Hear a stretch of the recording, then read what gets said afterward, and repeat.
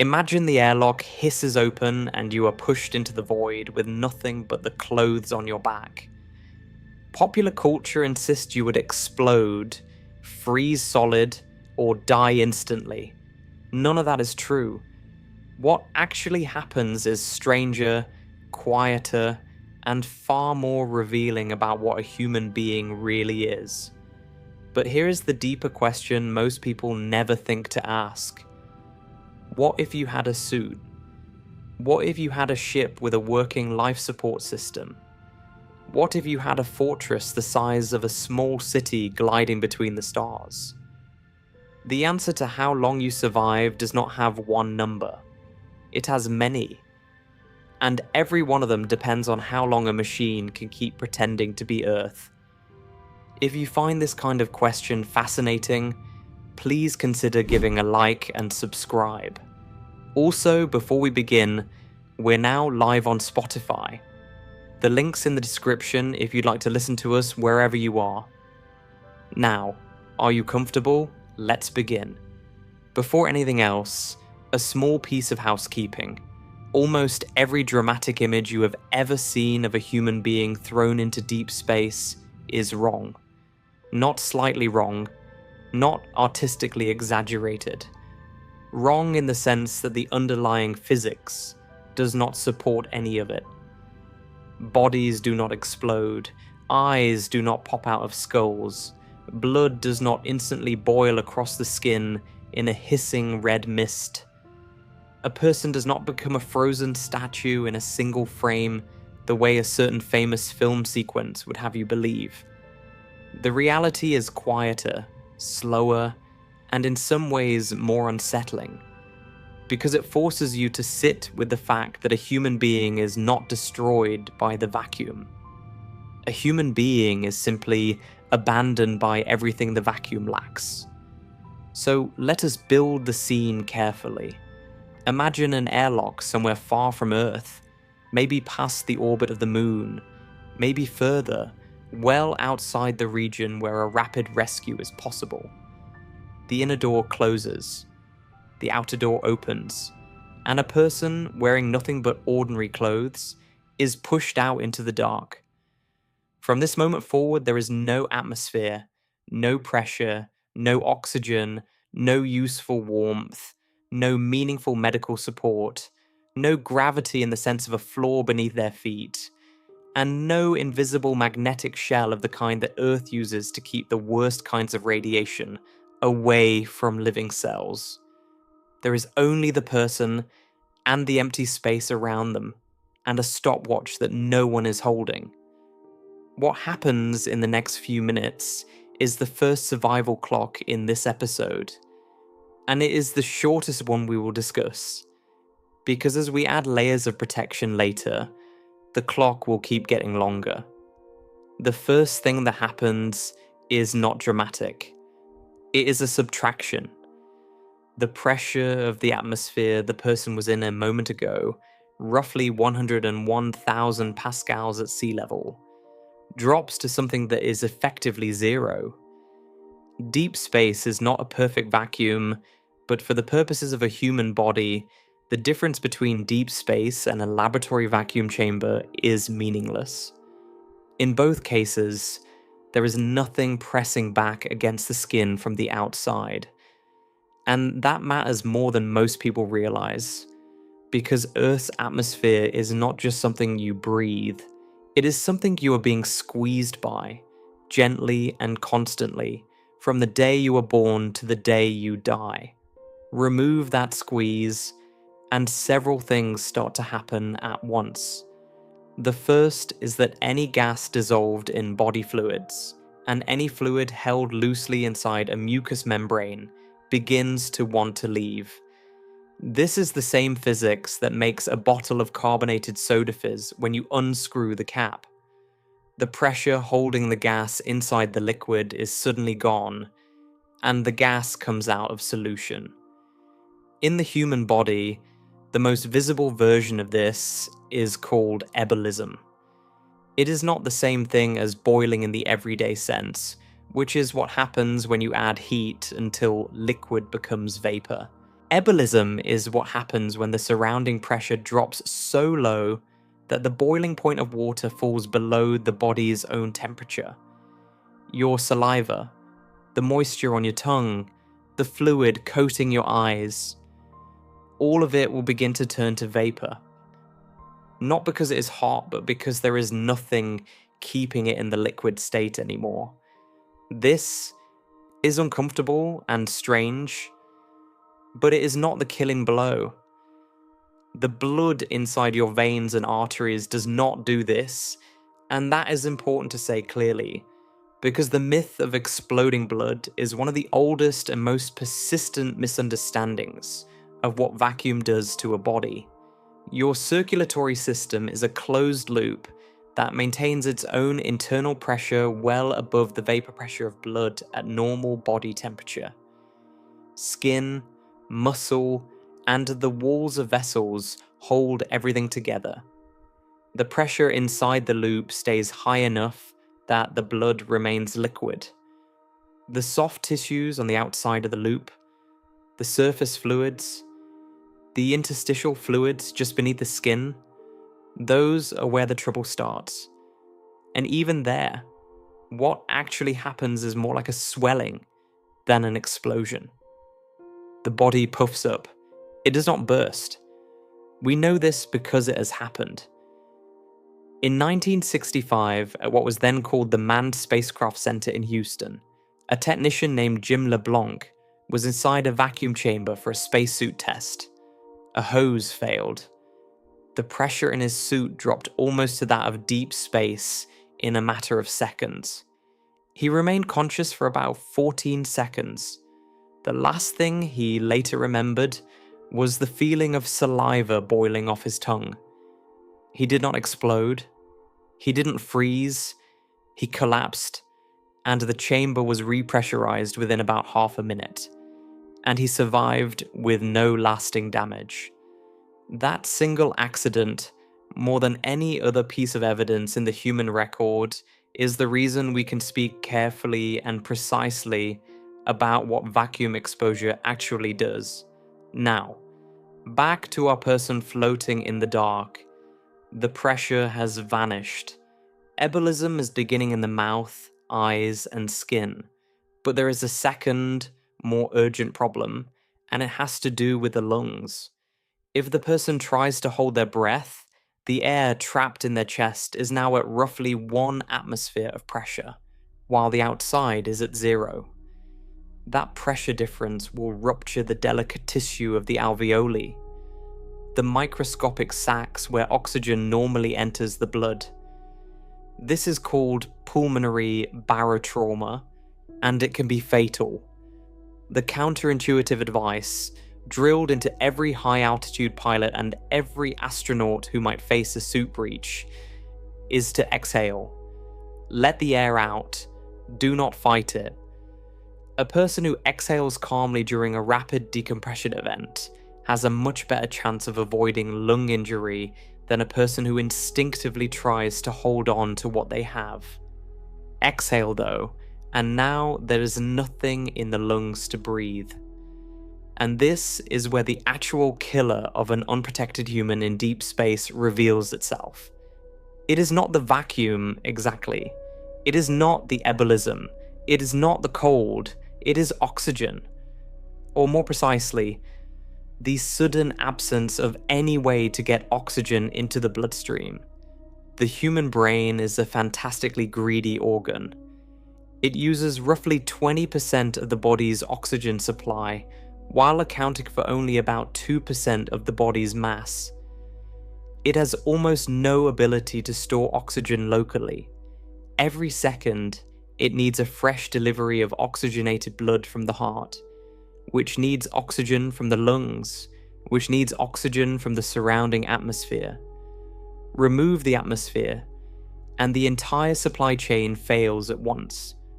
Worse, in a vacuum, the partial pressure of oxygen in the lungs drops below the partial pressure of oxygen in the blood, which means that oxygen actually flows out of the blood and back into the lungs to be exhaled. The bloodstream does not simply run out of oxygen. it is actively drained of it. The result is a very fast onset of hypoxia. Studies of rapid decompression at extreme altitude, and the LeBlanc accident, and animal studies performed by NASA in the 1960s using dogs and chimpanzees at pressures equivalent to deep space, all converge on roughly the same window. A person exposed to vacuum has, at most, around 10 to 15 seconds of what pilots call the time of useful consciousness. During those seconds, they can still think, still move, still act with purpose. After that window closes, they lose consciousness. They do not die at that instant. They simply stop being able to save themselves. That distinction is important, because it changes what a rescue looks like. If a person is pulled back into a pressurized environment within about a minute and a half, sometimes a little longer, they can potentially be resuscitated with no permanent damage. The animal studies from the 1960s showed exactly this. Dogs exposed to near vacuum for up to about 90 seconds, and then repressurized, generally recovered. Beyond about 2 minutes, permanent brain damage from the oxygen starvation became likely. And beyond about 3 or 4 minutes, the outcome shifted decisively toward death. Our unprotected person in deep space, then, has an effective survival window that is measured in minutes, not seconds, provided rescue is possible. Consciousness ends much sooner. Death from hypoxia, if no rescue comes, follows within a couple of minutes as the brain simply runs out of the oxygen it depends on to maintain the electrical activity we call being alive. Now, what about the cold? This is the third great myth of vacuum exposure, and it is worth unpacking carefully because it plays into so many stories and so many films. The temperature of deep space, in the sense of the background thermal radiation left over from the early universe, is very low. But temperature in the everyday sense of hot and cold only means something when there is a medium to carry heat away from your body. Air carries heat, water carries heat, and does so about 25 times more efficiently than air, which is why a swimming pool at 70 degrees Fahrenheit feels much colder than a room at the same temperature. Vacuum, by contrast, carries no heat by conduction or convection at all, because there are no molecules to carry it. The only way a body in vacuum can lose heat is by radiating it away as infrared light, and radiation is a comparatively slow process. A human body radiates roughly 100 watts of heat under ordinary conditions, and in vacuum, it would continue to lose heat at approximately that rate. But a human body also has a large thermal mass. It takes a long time to cool an object the size of a person from 37 degrees Celsius down to anywhere approaching frozen, when the only way heat can leave is by radiation. In practice, a person exposed to deep space would feel the outside of their body get uncomfortably cold within a minute or two, and the moisture on their skin and in their mouth would sublimate into vapor, which does carry some heat with it. But the core of the body would remain warm for far longer than the person remained conscious or alive. Freezing solid, in the sense of a full body becoming a block of ice, would take hours. Long after hypoxia had ended everything else, the person would die warm, not frozen. And then there is radiation of the other kind, the ionizing kind. The streams of high-energy protons from the sun and the heavier, faster particles from the wider galaxy. Earth's magnetic field and atmosphere together shield the surface from most of this constant bombardment. Step outside that shield and the exposure rises sharply. But here too, the timescale is important. In the first 2 minutes of unprotected exposure, unless the sun has just produced a major solar particle event and the person is unlucky enough to be caught inside it.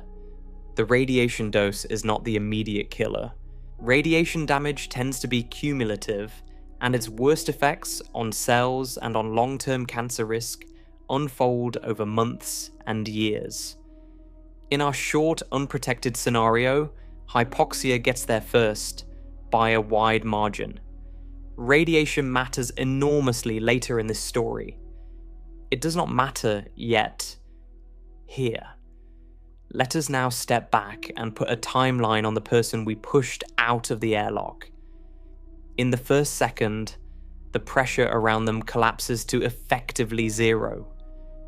Within the next few seconds, moisture on the surface of the eyes and tongue begins to vaporize, and the soft tissues of the body begin to swell noticeably as gases come out of solution and interstitial fluids expand.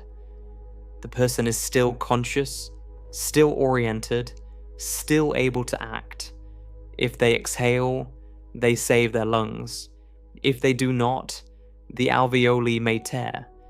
Between roughly 10 and 15 seconds after exposure, they lose consciousness, because the oxygen in the blood has been drawn out into the useless vacuum of their now empty lungs.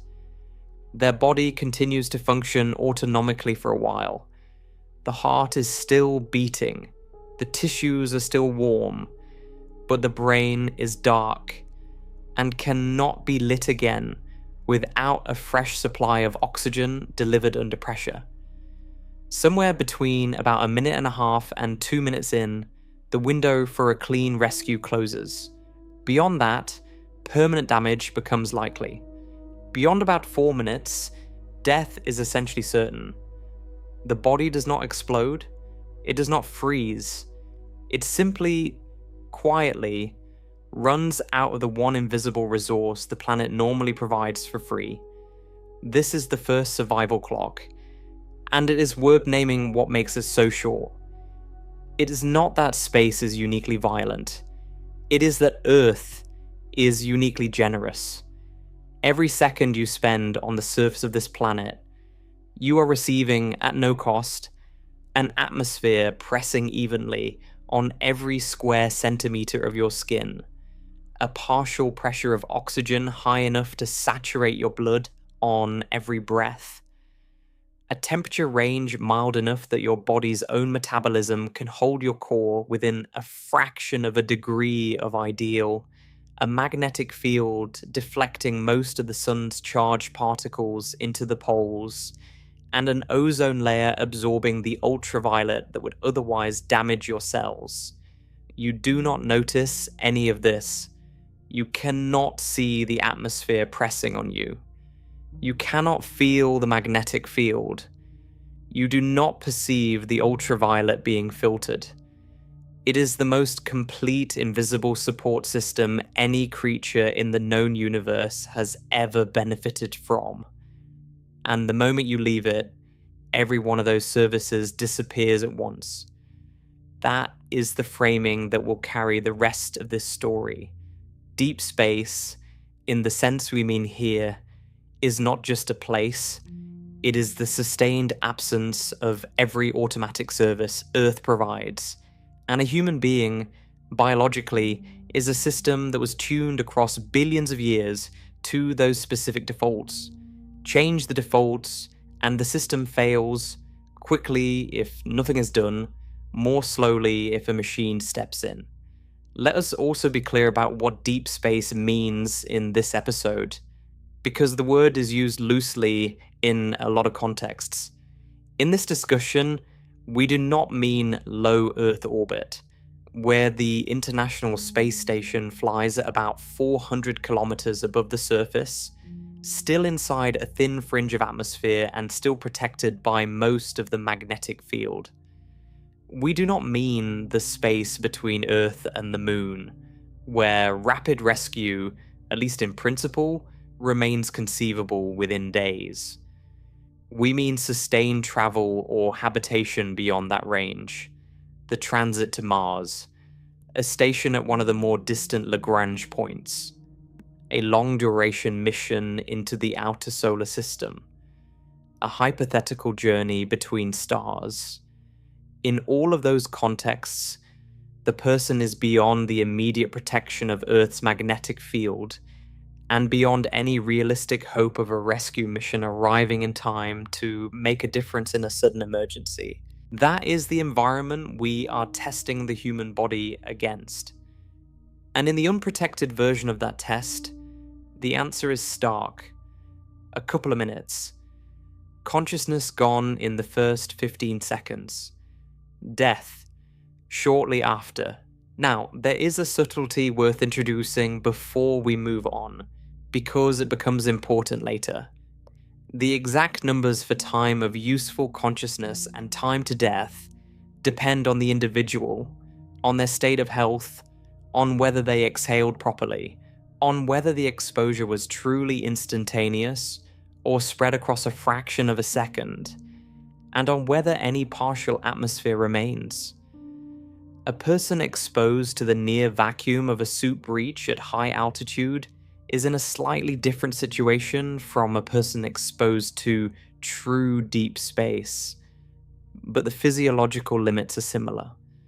The high-altitude physiology community, working with pilots, uses a set of numbers based on decades of chamber runs and unfortunate real-world incidents, and those numbers agree with the aerospace medicine literature on space exposure.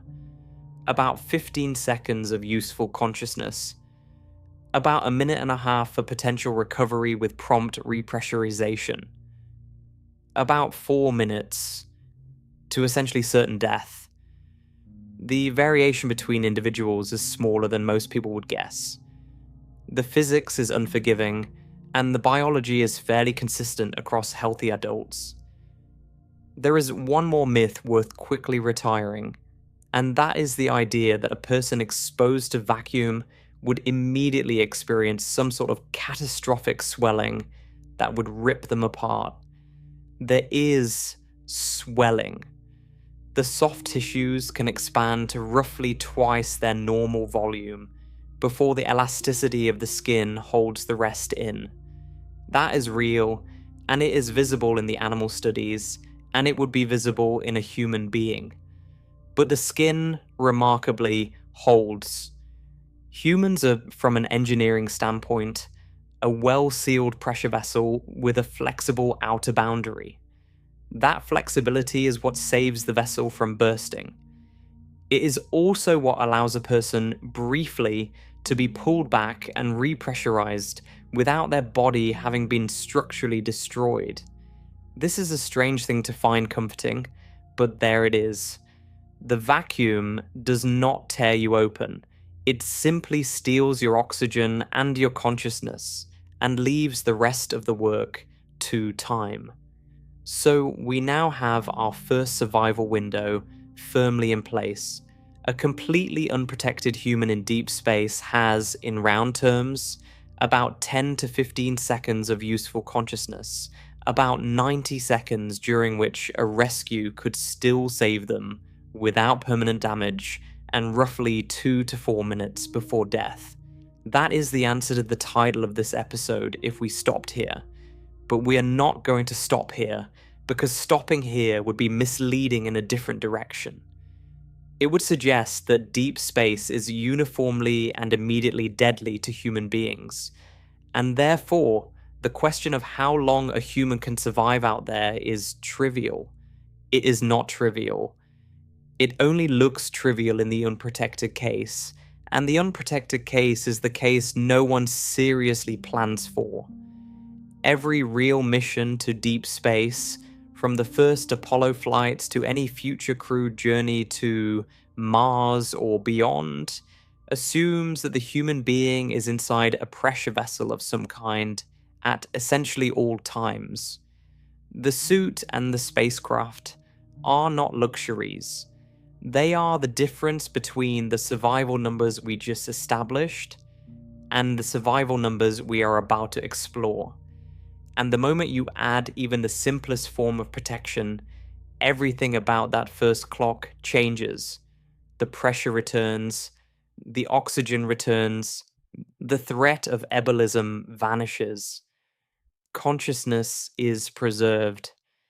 And the question of survival stops being about the body's response to a sudden catastrophe and starts being about the endurance of a small machine strapped to a person's back.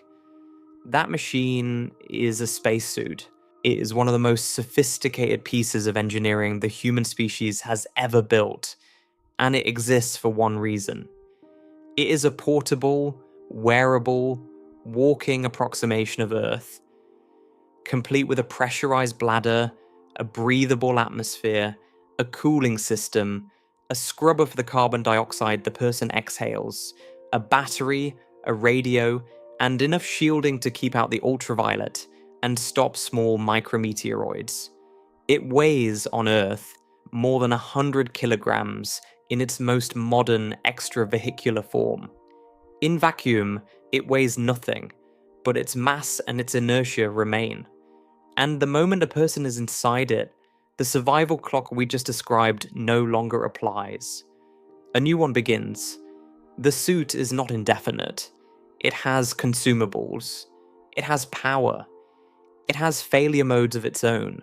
But it moves the question of survival from something measured in seconds and minutes to something measured in hours, and in doing so, it introduces a category of threat that vacuum alone never really involved. Vacuum kills you by taking things away. A suit is an engineering system that can fail, and when an engineering system fails around a human being in deep space, the ways it can fail are surprising and specific, and each one produces its own timeline. That is where we are heading next. We have addressed the myths. Blood does not boil in your veins. You do not turn to ice in a single frame. Your body does not explode. What happens instead is that the invisible support system Earth provides is suddenly withdrawn, and the brain, which cannot function without a steady oxygen supply delivered under pressure, simply switches off within about 15 seconds. Everything else that happens after that, the swelling, the slow cooling, the eventual death, unfolds around a person who is no longer aware of any of it. That is the first, shortest, and most misunderstood survival window. It is also the only one where a human being in deep space is genuinely on their own, with no technology at all. Add the suit, and the story changes completely. The clock resets. The threats change. The failure modes multiply. And the question we started with, how long can a human being survive in deep space, stops having a single answer and starts having a whole family of them, each one depending on how much of Earth we manage to bring along. The moment you put a person inside a working spacesuit, you have changed the nature of the problem. You have not made deep space safe. You have not eliminated any of the underlying threats. What you have done is inserted a small, portable, wearable copy of Earth between the person and the vacuum, and by doing so, you have moved the survival clock from something measured in seconds to something measured in hours. That shift is worth examining carefully, because it introduces a kind of danger that unprotected exposure never really involved. Vacuum kills a person by taking things away. A suit is a piece of engineering, and engineering can fail in ways that are specific, surprising, and sometimes very fast. Let us start by describing what a modern extravehicular spacesuit actually is, because most people imagine it as a kind of thick coverall with a fishbowl on top. And the reality is much stranger and more sophisticated than that. The extravehicular mobility unit used on the International Space Station, sometimes shortened to the EMU, is essentially a one-person spacecraft in the shape of a human being. It has 14 layers in some areas. Its outer shell is a woven blend of orthofabric that resists tears and small impacts. Beneath that are several layers of aluminized mylar that reflect radiant heat. Then a pressure bladder made of urethane-coated nylon that holds the internal atmosphere. Then a restraint layer that keeps the bladder from expanding into a balloon when it is pressurized. The helmet is a polycarbonate bubble with a gold-coated visor that filters ultraviolet and reduces glare. On the astronaut's back is the primary life support system, a rigid backpack the size of a small refrigerator that contains almost everything the person needs to stay alive. Inside that backpack are the systems that replace, one by one, the invisible services Earth normally provides. There is a tank of pure oxygen at high pressure, enough to keep a person breathing for the duration of a typical extravehicular activity, along with a secondary reserve for emergencies. There is a fan that circulates the atmosphere around the inside of the suite. Because in microgravity there is no natural convection, and a person would otherwise exhale a growing cloud of carbon dioxide right in front of their own face, there is a canister of a chemical, either lithium hydroxide in older designs, or a regenerable amine bed in newer ones, that binds with the exhaled carbon dioxide and pulls it out of the recirculating air. There is a water tank connected to a network of thin tubes woven into a garment worn under the suit. The liquid cooling and ventilation garment, which pumps cool water across the astronaut's skin to carry away the heat their body constantly produces. There is a sublimator, an ingenious little device that vents a controlled amount of water into vacuum, where it freezes and then sublimates directly into vapor, carrying heat with it. There is a battery. There is a radio. There is a system that maintains the internal pressure at about 1/3 of an atmosphere, filled with pure oxygen, a compromise between mobility and physiology. A pressure of 1/3 of an atmosphere is not chosen at random. If the suit were pressurized to a full atmosphere of ordinary breathable air, it would be extraordinarily stiff, and the astronaut would have to fight the suit itself just to bend a finger or close a fist. Lower the pressure and the suit becomes more flexible.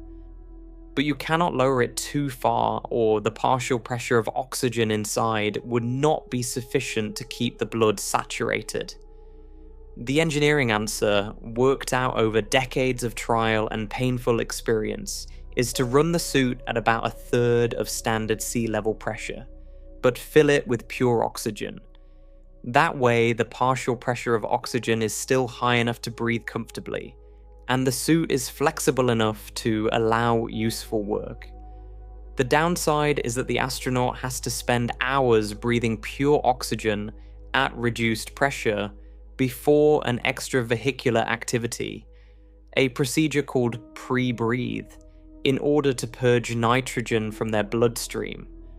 Otherwise, when they step out and the surrounding pressure drops, the nitrogen would come out of solution as bubbles, and they would get decompression sickness, the bends, the same illness that kills divers who surface too quickly. All of this exists so that a person can float outside a spacecraft in vacuum without dying immediately. And it works. It has worked, in one form or another, for more than 60 years. But there are limits, and the limits are worth naming, because they are what actually determine how long a suited person can survive, if they cannot get back inside. The oxygen supply is the most obvious limit. A modern extravehicular unit carries roughly enough primary oxygen for about 7 or 8 hours of nominal use, with a secondary reserve of an additional 30 minutes or so. That is the outer boundary. In practice, an extravehicular activity is planned around a shorter window, with margins built in for problems. Once that oxygen is gone, the survival window collapses back to something very close to the numbers we described earlier. A suit with no oxygen is not much better than no suit at all. because the person inside cannot breathe, and the same hypoxia clock we discussed earlier begins to run. The carbon dioxide scrubber is a subtler limit, and in some ways a more dangerous one, because it can fail without warning. If the lithium hydroxide is exhausted, or if the amine bed's regeneration cycle fails, or if the circulation fan stops moving air past the scrubber, the exhaled carbon dioxide begins to accumulate inside the helmet. The person is still breathing oxygen, but they are also rebreathing their own carbon dioxide, and at partial pressures well below what would suffocate them. They will begin to experience symptoms that look eerily like drunkenness, headache, confusion, poor judgment, loss of fine motor control, eventually unconsciousness. In vacuum, in a suit, at a distance from the airlock, a confused astronaut is a dying astronaut, because the decisions required to get back to safety are the same decisions they can no longer reliably make. The cooling loop is another limit, and its failure is not theoretical. On the 16th of July 2013, an Italian astronaut named Luca Parmitano was outside the International Space Station, performing a routine maintenance activity when he began to notice that the back of his head felt wet. At first he assumed it was sweat. In microgravity, sweat does not run down the face the way it does on Earth. It pools and clings. But the wetness grew, and then it began to migrate around inside the helmet. And then it began to cover his eyes and creep into his ears and nose. Water was leaking from somewhere in the cooling system into his helmet. In vacuum, in a suit, water does not simply spill and evaporate. It floats. It sticks. It forms a growing film that adheres to the astronaut's face, and there is no way to wipe it off. Parmitano lost his ability to hear the ground clearly. He lost visual reference. He began to worry, calmly and correctly, that if the water reached his mouth and nose in sufficient quantity, he could drown inside his own suit, in vacuum, in orbit, in the 21st century. He navigated back to the airlock partly by memory, using the tether as a guide, and was recovered before the situation became fatal. The subsequent investigation traced the leak to a clogged water separator that had allowed liquid to reach the ventilation loop. It was a small mechanical failure in a well-tested system with a highly trained astronaut in low Earth orbit, and it very nearly killed him.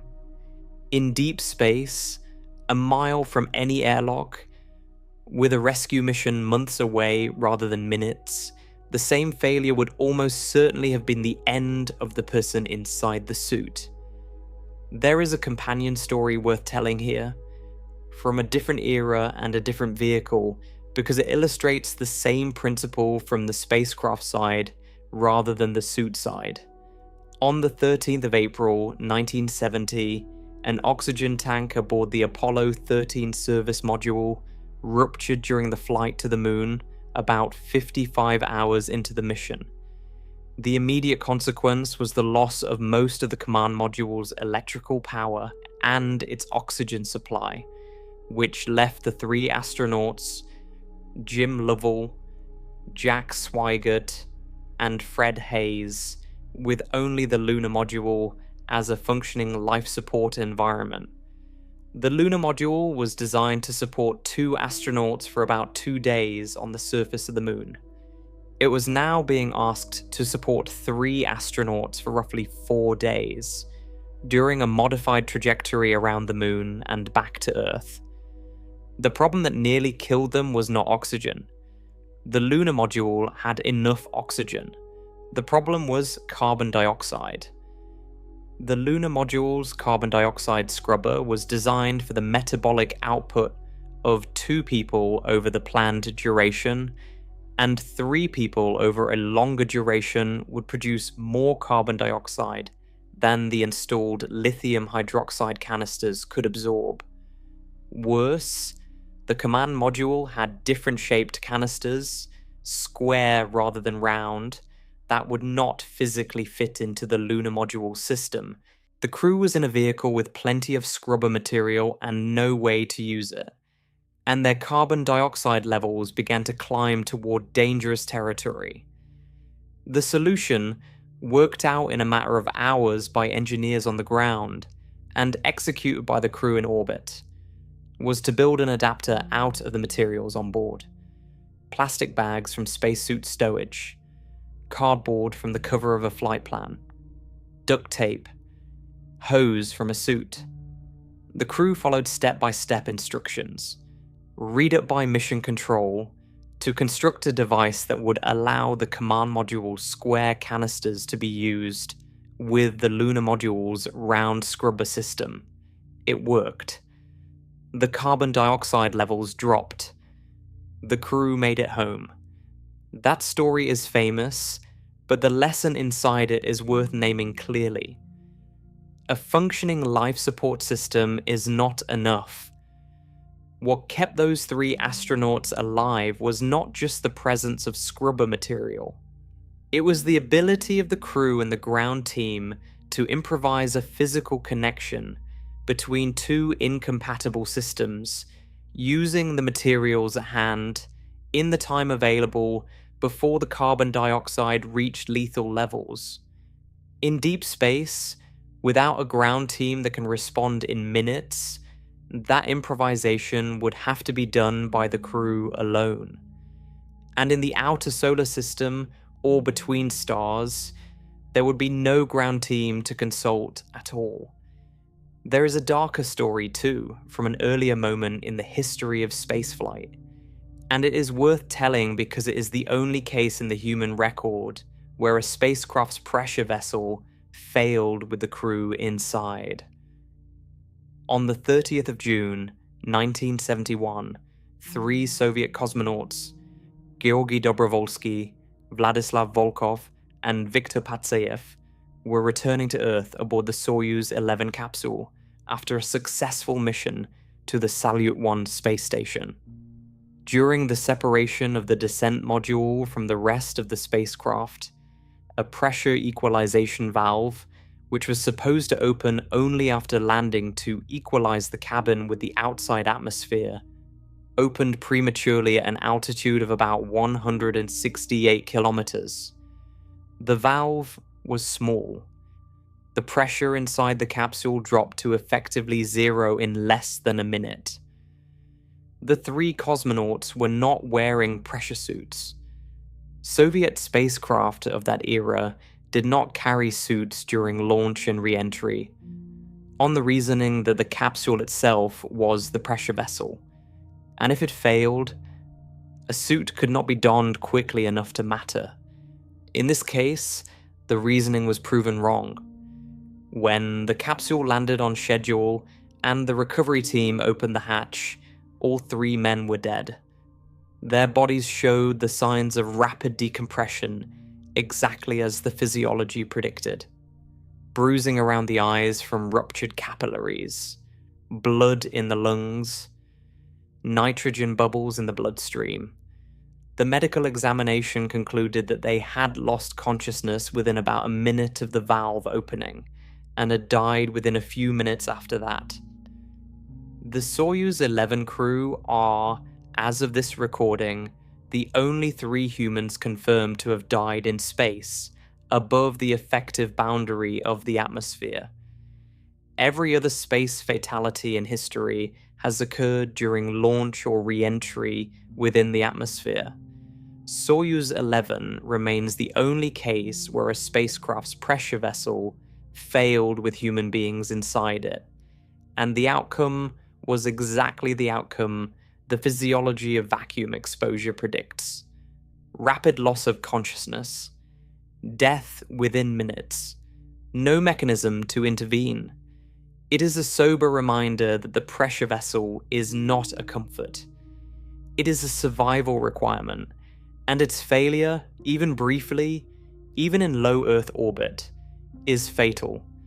Since Soyuz 11, both American and Russian crewed spacecraft have carried pressure suits during launch, docking, and re-entry, precisely because the accident demonstrated that the vehicle alone is not always enough. The suit is a backup for the ship. The ship is a backup for the planet. And in deep space, where the planet is not available as a backup for either of them, that layered redundancy becomes even more important. The battery is another limit. Without power, the fans stop, the water pump stops, the radio stops, the heating stops, the display stops. Everything the suit does depends on electricity, and electricity is finite. So is water for the cooling system. So are the smaller consumables like nitrogen for pressurization control. So is the physical integrity of every seal, every zipper, every glove wrist. A single micrometeoroid impact from a particle the size of a grain of sand, moving at 10 or 20 kilometers per second, can breach the outer layers. The suit is built to survive small impacts, but not all impacts. So the suited survival window, honestly stated, is somewhere between a few hours and roughly a day, depending on the suit design and the emergency provisions, and always with the caveat that the moment any subsystem fails badly, the window can collapse to minutes. This is what we mean when we say that adding a suit does not eliminate the threat. It replaces one very short, very simple threat, hypoxia in raw vacuum, with a longer, more complex set of threats, any one of which can end the person's life. Vacuum is a simple killer. A suit is a system, and systems have failure modes. Now, step inside a spacecraft. Not through an airlock this time, but into the pressurized volume of an actual habitat. Apollo Command Module. Space Shuttle Mid-Deck. The International Space Station. A hypothetical Mars transit vehicle. Any of these. What has changed? At first glance, everything. Because the astronaut is no longer wearing a suit at all. They are floating inside a room, in ordinary clothes, breathing ordinary air, at a pressure and composition close enough to sea level Earth that their body does not notice anything unusual. The suit was a portable copy of Earth. The spacecraft is a slightly larger, more capable copy. The pressure inside is a full atmosphere, or close to it, filled with a nitrogen and oxygen mix similar to what they would breathe on the ground. The temperature is controlled, the lighting is regular. There are handrails to hold onto and food in cabinets, and, in the case of the station, a window with a view that no view on Earth can match. But underneath that comfort, the same fundamental problem is being solved, just at a larger scale and with more redundancy. A spacecraft is a pressure vessel. Its walls hold in the atmosphere the crew breathes and hold out the vacuum outside, exactly the way the suit's bladder does, only over a larger volume and with more structural integrity.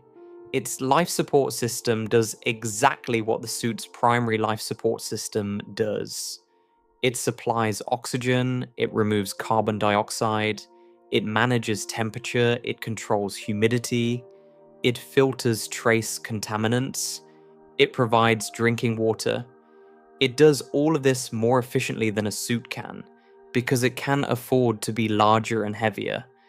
But it does not do it forever, and every one of its systems can fail. On the International Space Station, oxygen is generated primarily by electrolysis of water. A machine called the Oxygen Generation Assembly takes recovered water, splits it into hydrogen and oxygen using electricity, vents the hydrogen overboard, or recombines it in another system, and releases the oxygen into the cabin air. The station also has stored oxygen tanks and, for emergencies, solid fuel oxygen generators, cylinders that produce oxygen through a controlled chemical reaction. Carbon dioxide is removed by the carbon dioxide removal assembly, which uses beds of a material called zeolite to bind the carbon dioxide out of the air and then release it, either overboard or into another system that can recover the oxygen from it. Water is recovered from urine, from sweat, from humidity in the cabin air, through a complex chain of distillation, filtration, and catalytic oxidation.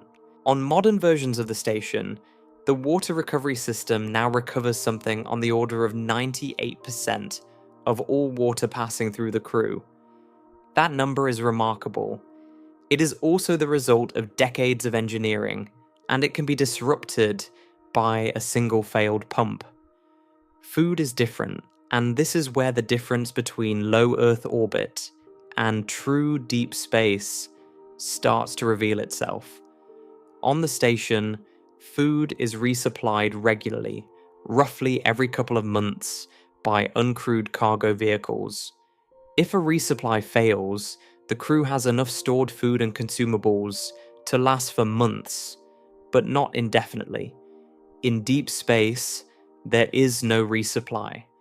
Everything the crew will eat during a 2-year or 3-year or 10-year mission must either be brought along at the start or grown on the way.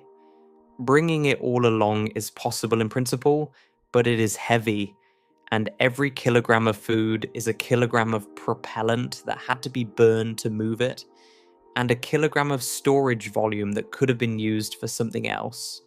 Growing it on the way is the subject of active research, and small experiments have grown lettuce and radishes and other crops on the station. But no one has demonstrated a fully closed food production system capable of feeding a crew for years. Water is different too. On the station, water is recovered efficiently, but the system is not truly closed. Some water is lost to space through venting.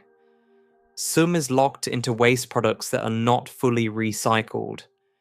Over long enough timescales, water has to be replaced. In deep space, replacement is not an option, and the recovery efficiency has to approach 100%, or the mission ends when the water runs out. The same is true for the atmosphere. The same is true for every consumable. This is where the concept of open loop versus closed loop life support becomes important. An open loop system is one where you bring what you need, use it once, and dispose of the waste. A suit is a mostly open loop system because you carry your oxygen and your cooling water, and you use them and you vent the byproducts.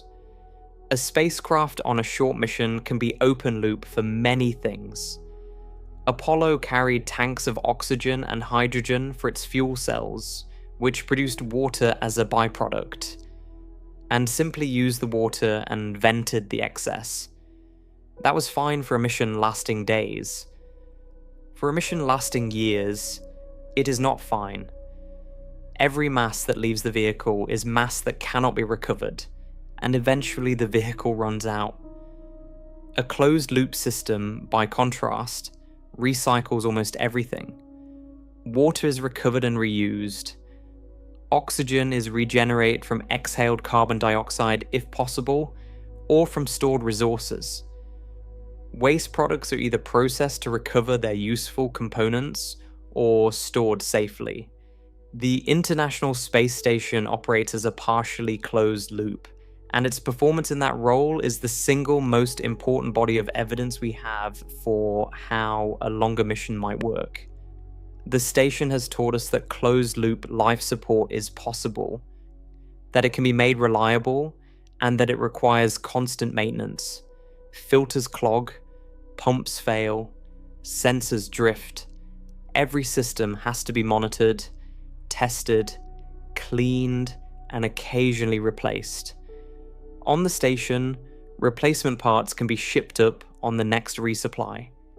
In deep space, Everything the crew will need to fix everything the mission will require has to be brought along at the start, or manufactured on the way, or done without.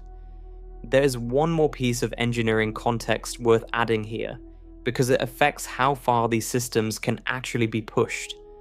The two great national spacesuit traditions, the American Extravehicular Mobility Unit and the Russian Orlan, were designed around slightly different philosophies, and the differences are instructive. The American suit is built as a modular assembly, with separate upper and lower torso pieces, a helmet and gloves, all joined at sealed rings. It is fitted individually to each astronaut, adjusted with sizing rings and inserts, and it is intended to support a wide range of arm and leg movement for external assembly work. The Russian suit, by contrast, is a rear entry design that the cosmonaut climbs into through a hatch on the back, which then seals shut. It is less individually fitted, faster to don, and generally simpler to service in flight. Neither design is uniformly better than the other. They represent different answers to the same underlying problem, and both have supported thousands of hours of extravehicular activity without a fatality. But their differences point at something important for deep space missions. Everything about a suit, from the sizing to the reliability of the seals to the ease of maintenance, has consequences that compound over time. A suit that is easy to service can be repaired by the crew during a long mission. A suit that requires specialized ground support cannot. For a mission that will last years, without the option of shipping a broken suit back to a factory, the maintainability of the equipment becomes as important as its performance. There's also the question of thermal management, which is different in a spacecraft than in a suit, but no less important. A spacecraft in vacuum has no atmosphere to conduct heat away. The only way to lose heat is by radiating it, and every spacecraft carries large flat panels called radiators, usually made of aluminum with a coating designed to emit infrared efficiently, whose job is to dump the heat generated by the crew, the electronics, the life support systems, and the sunlit surface of the vehicle. If the radiators fail, or if they are pointed at the sun instead of at deep space, the interior temperature can climb quickly. If the heating fails, or if the vehicle drifts into a shadow for too long, the interior can drop. The crew inside is comfortable only as long as those systems are working within their design range. Power is another dependency. On the station, electrical power comes from large solar arrays, more than 2,000 square meters of photovoltaic panels that produce well over 100 kilowatts of electricity at peak. On a mission to Mars, solar power is still viable but weaker because sunlight at Mars is only about 40% as intense as at Earth. Beyond Mars, solar power becomes impractical, and nuclear sources, either radioisotope generators or small fission reactors, become necessary. Every one of those power sources has its own failure modes, its own maintenance requirements, and its own lifetime. There is also waste to consider, which sounds trivial and is not. A human being produces roughly a kilogram of urine per day, along with solid waste, exhaled water vapor, sweat, hair, skin cells, and a variety of trace organic compounds. On the station, urine is processed to recover water. Solid waste is stored and eventually loaded into a departing cargo vehicle to burn up in Earth's atmosphere, and the rest is managed by filters and separators. In deep space, the departing cargo vehicle is not an option, and waste has to be either fully recycled or stored on board for the duration of the mission. Recycling has a limit. Storage has a mass and volume cost. Neither is free, And then there is the medical dimension, which we will address in more detail in the next part, but which is worth introducing here. On the station, if a crew member has a serious medical problem, they can be brought back to Earth in an emergency descent vehicle in a matter of hours. That capability shapes every medical decision on the station. Certain procedures are not attempted in orbit because they can be attempted safely on the ground. Certain equipment is not carried because it is not needed for the missions the station flies. Take the emergency descent option away, as any true deep space mission would, and every medical decision changes. A kidney stone, an appendicitis, a blood clot, a dental abscess. On Earth, or even on the station, these are inconveniences. In deep space, with no return option and no full surgical suite, they can be fatal. So here is where we stand at the end of this part. In the unprotected case, a person survives deep space for a couple of minutes, add a suit, and the window opens to hours, bounded by consumables and failure modes. Move into a spacecraft, and the window opens further, to weeks and then months, bounded by food, water, power, thermal management, waste handling, and the reliability of a life support system that has to keep working day after day without the option of a delivery from home. Every extension of the survival window has come at the cost of more machinery, more consumables, more complexity, and more ways for things to go wrong. And every extension has also revealed something important. The vacuum outside is still the same. It has not changed. What has changed is the size and sophistication of the artificial Earth wrapped around the person. That artificial Earth is now capable of keeping a human being alive for many months. The question is, what happens to that human being over those months? Because pressure and oxygen and food and water, it turns out, are only the first set of clocks. There is a second set, running underneath, and it is measured not in the depletion of consumables, but in the accumulation of damage. Radiation dose, bone loss, muscle atrophy, psychological strain, medical risk. These do not kill quickly. They do not always kill at all, but they change what it means to be alive out there, and they impose a limit that no amount of clever engineering has yet been able to remove. That is where we go next. By this point in the story, the survival window has been extended dramatically. A person in a working spacecraft with a reliable life support system and adequate consumables is no longer in immediate danger from any of the threats that killed the unprotected human at the start of this story. Pressure is stable, oxygen is being generated, carbon dioxide is being scrubbed, water is being recovered, food is available, at least for a while. The temperature inside the cabin is comfortable. The person can eat, sleep, exercise, and work. In a very real sense, they are living inside a small, isolated copy of Earth, and that copy is doing its job. And yet, something is changing. Something is accumulating. And that something does not announce itself with an alarm on a display. It does not trigger a warning light.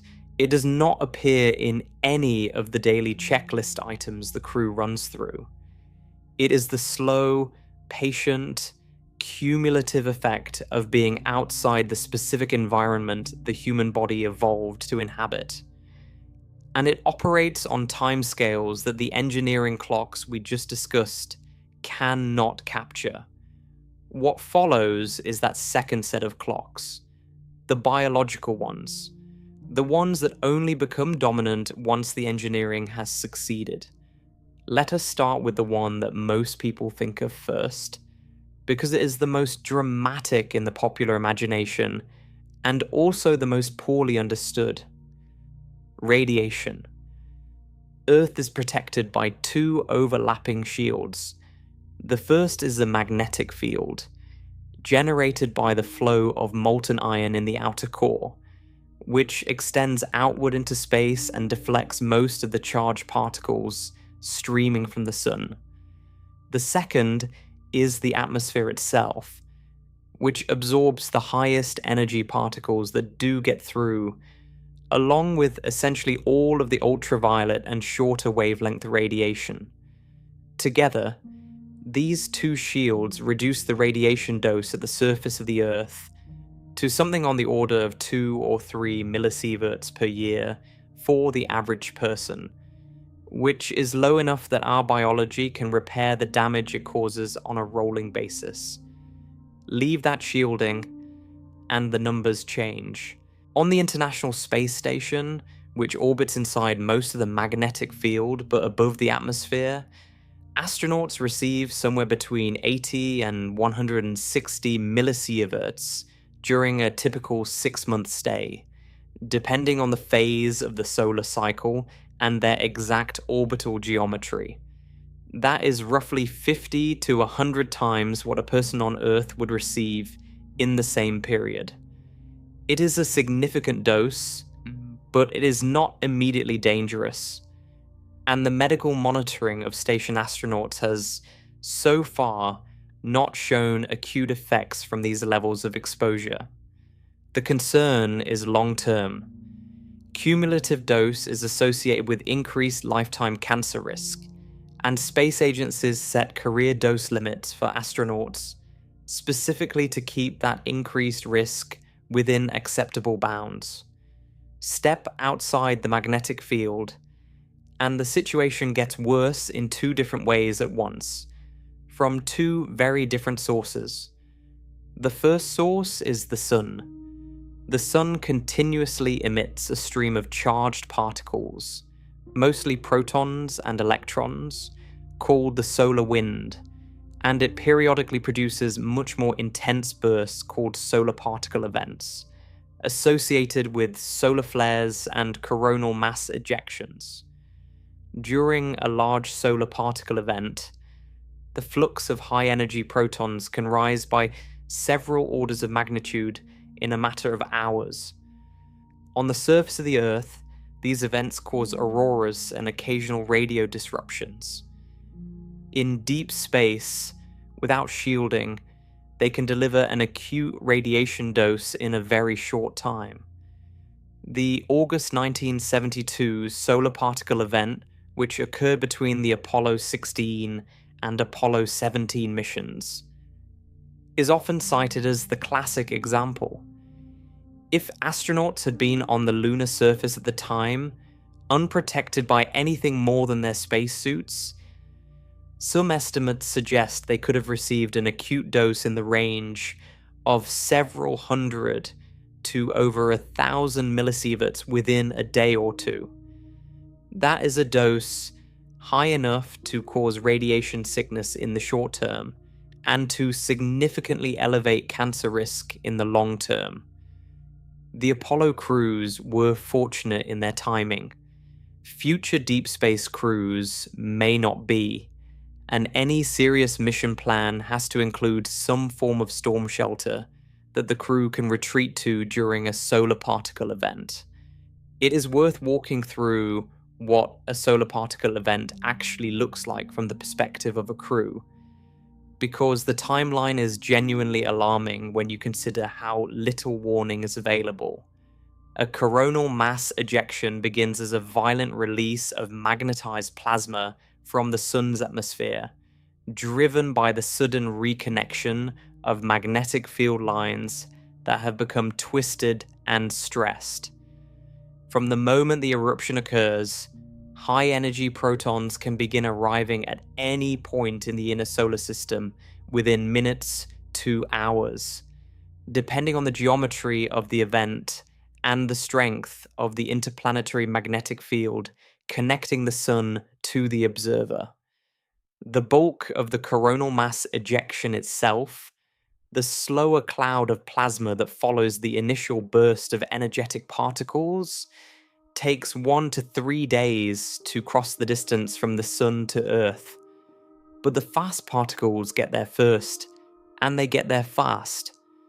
For a crew in deep space, the practical implication is that the warning window between the first detection of a solar particle event and the arrival of dangerous radiation levels may be measured in tens of minutes, not hours. That is enough time to reach a storm shelter if the shelter is nearby and the crew is prepared. It is not enough time to fabricate one or to make major changes to the vehicle configuration. Every long-duration deep space mission has to be designed from the beginning around the assumption that a solar particle event could occur at any time, and the crew has to be able to reach protection quickly. The Apollo missions offer a useful historical anchor for this discussion, because they were the only crewed missions in human history that traveled outside the protection of Earth's magnetic field. Each Apollo crew passed through the Van Allen radiation belts, the two donut-shaped regions of trapped charged particles surrounding Earth, during their outbound and return trajectories.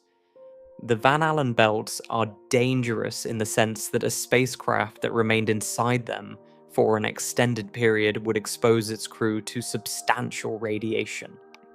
The Apollo trajectories were designed specifically to pass through them quickly, at angles that minimize the exposure, and the radiation dose received by the Apollo astronauts during the belt transits was modest, on the order of a few millisieverts per mission, well below levels that would have caused acute effects. But the Apollo crews were also fortunate in their timing, in a way that is worth naming. The August 1972 solar particle event, the one we mentioned earlier, occurred between Apollo 16 and Apollo 17. Neither crew was in space at the time. If either mission had been underway during that event, the astronauts on the lunar surface, protected only by their spacesuits, could have received an acute radiation dose sufficient to cause radiation sickness in the short term and to significantly elevate long-term cancer risk. Estimates of the potential dose vary depending on the assumptions used, but some analyses place the lunar surface dose from that specific event at several hundred millisieverts, delivered over a period of hours to days. The Apollo command module, with its thicker shielding, would have provided more protection than the surface suits, but not enough to eliminate the risk entirely. The Apollo program essentially rolled the dice on solar activity 6 times and won 6 times. Any future crewed mission that ventures beyond the magnetic field for months at a time is playing the same game, but for much longer, with correspondingly lower odds of avoiding an event.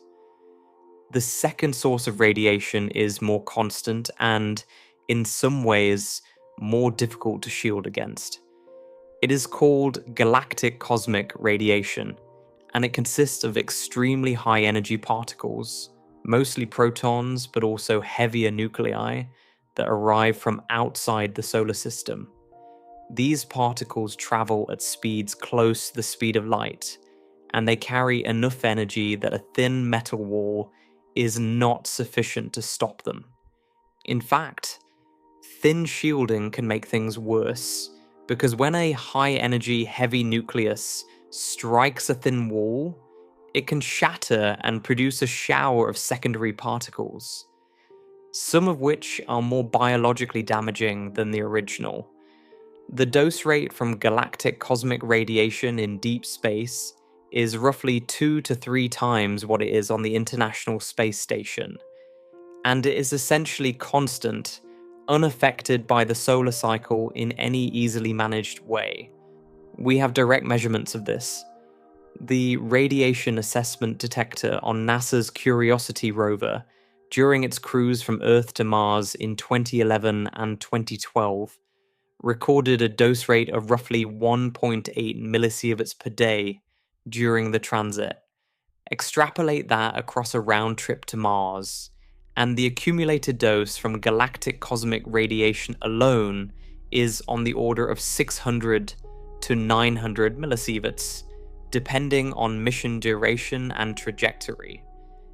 That is comparable to the entire recommended career limit for many astronauts on ground-based radiation exposure standards, all delivered in a single mission. And it is delivered whether or not the crew does anything, because the particles arrive continuously and pass through almost any practical shielding a spacecraft can carry. Now, and this is important, none of this kills a person on a timescale of days or weeks. The acute effects of radiation, the ones that make a person sick within hours of exposure, only appear at doses well above a sievert, delivered in a short time, and even a major solar particle event would only reach that range in the worst case scenarios, and only for a crew with minimal shielding. What deep space radiation does, instead, is raise the probability of long-term outcomes that may not appear for years or decades. Cancer, cataracts, cardiovascular disease, and more recently, evidence has emerged that the heavy nuclei in galactic cosmic radiation may have effects on the central nervous system that are only beginning to be understood, including changes in cognitive function and mood in animal studies. Whether those effects translate directly to humans on a multi-year mission is not yet known. The honest way to state the radiation problem is this: a crew in a well-designed deep space vehicle will almost certainly survive the radiation environment for the duration of a multi-year mission. They will not die of radiation exposure in the same sense that an unprotected person dies of hypoxia in vacuum.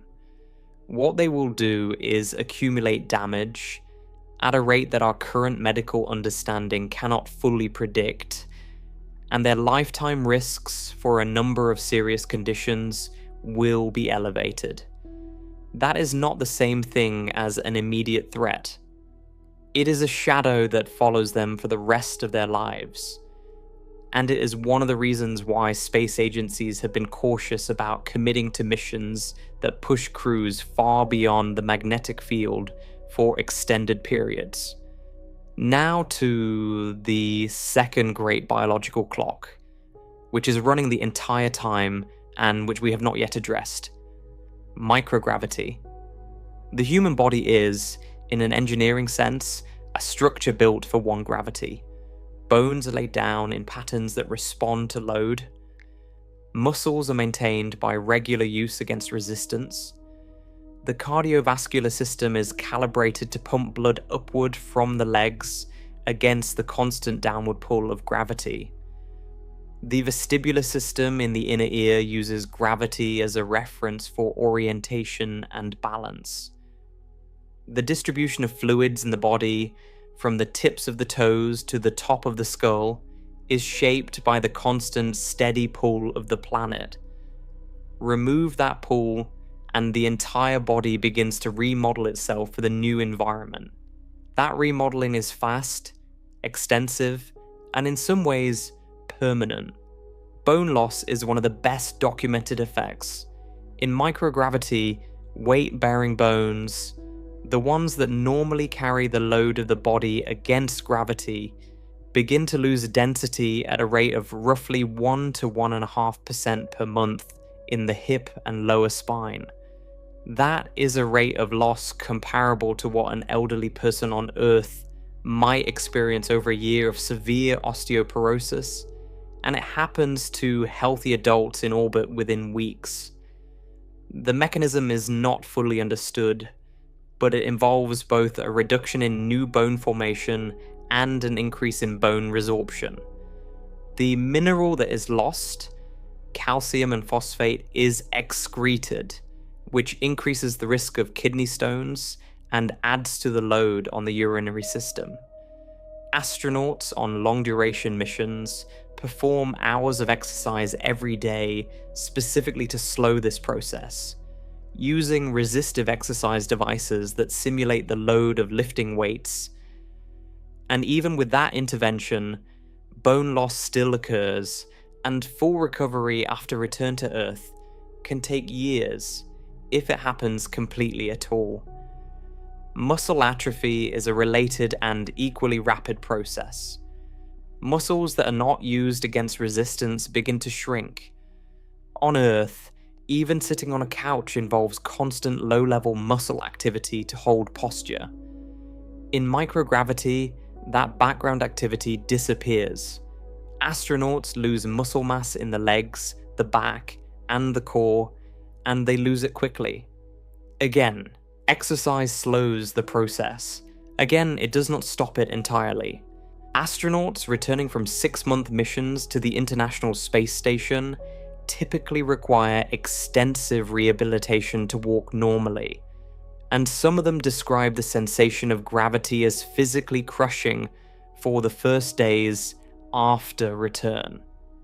The cardiovascular system undergoes its own set of changes. In microgravity, the fluids of the body redistribute upward, because there is no longer a downward pull holding them in the legs.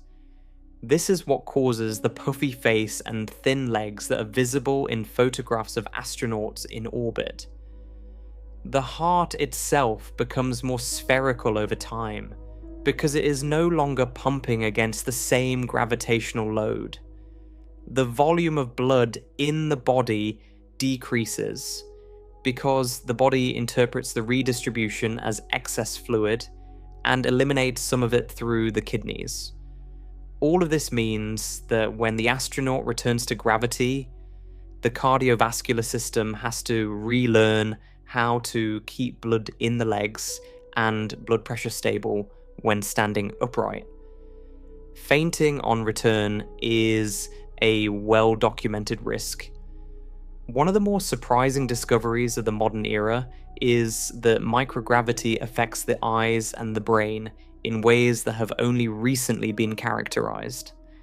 The condition is called space-flight-associated neuroocular syndrome, and it involves changes in the shape of the eyeball, folds in the retina, and increased pressure in the skull, all apparently related to the upward shift of fluids in the body. Astronauts have returned from long missions with measurable and sometimes lasting changes in their vision, and the mechanisms are still being studied. The brain itself appears to shift slightly within the skull, and post-mission imaging has shown changes in the structure of the white matter that persist for months after return. What these changes mean for cognitive function is still an open question, but they are real, and they are documented. The immune system is affected as well.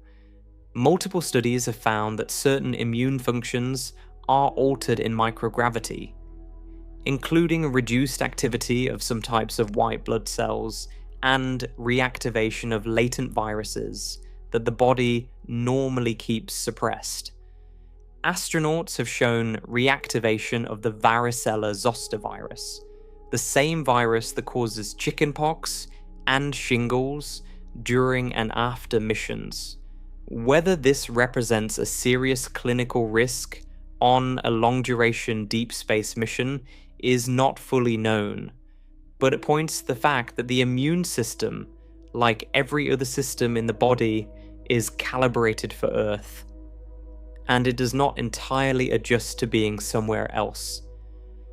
The single longest continuous stay by any human being in space, as of this recording, remains the 437-day mission of the Russian cosmonaut Valery Polyakov aboard the Mir space station from January 1994 to March 1995. Polyakov was a physician, and his mission was designed specifically to gather medical data on the effects of very long-duration spaceflight on the human body in preparation for potential missions to Mars. What his flight demonstrated is that a human being can remain alive and functional in low Earth orbit for well over a year and can return to Earth and walk away from the landing capsule under their own power with rehabilitation. What his flight also demonstrated is that the physiological changes we have been describing, the bone loss, the muscle atrophy, the cardiovascular deconditioning, the immune shifts, do not stabilize at some benign plateau. They continue to accumulate at rates that vary by system throughout the mission. Polyakov exercised rigorously during his flight, following a strict regimen of resistive and aerobic exercise designed by Russian flight surgeons. He returned to Earth in better physical condition than many astronauts who had flown much shorter missions with less discipline. But even with that regimen, and even with his medical expertise applied to his own body throughout the mission, he still experienced significant losses that required months of rehabilitation to recover from.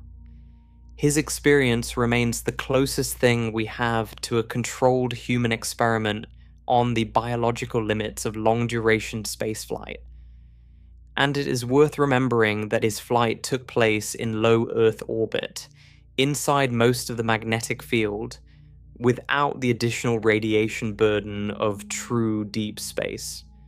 A crew attempting a comparable duration on the way to Mars would be subject to everything Polyakov faced, plus the radiation environment that low Earth orbit largely spares its inhabitants. The NASA Twins study, published in 2019, gave researchers one of the most detailed pictures ever assembled of what happens to a human body during a long-duration space mission. Scott Kelly spent nearly a year on the International Space Station, while his identical twin brother Mark, also a former astronaut, remained on Earth. The comparison between the two, before, during, and after the mission, revealed changes in gene expression, in the length of chromosome end structures called telomeres, in the microbiome, in cognitive performance, and in cardiovascular function. Most of the changes returned to baseline within months of Scott's return. Some did not. The study did not identify any single catastrophic effects that would prevent a longer mission, but it did make clear that the human body responds to spaceflight at essentially every level of biology, and that the responses become more pronounced with time. Now, to the third clock, which is running in parallel with all of this, and which is often underestimated in discussions of long-duration spaceflight. The psychological environment, isolation and confinement at the level a deep space crew would experience, is not the same as isolation and confinement on Earth.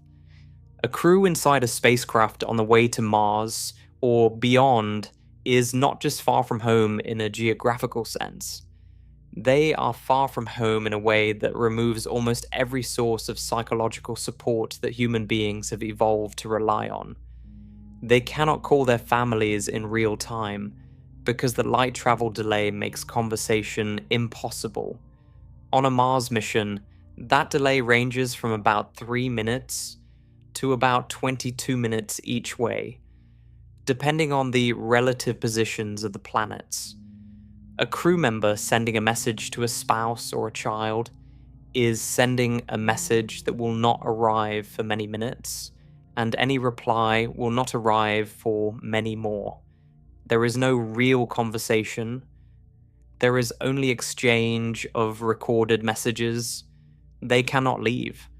A crew member who finds that they cannot tolerate the confinement, or the company of the other crew members, or the nature of the mission, has nowhere to go. The vehicle is their entire world, and it may be a world of only a few cubic meters of personal space, shared with a small number of other people for months or years.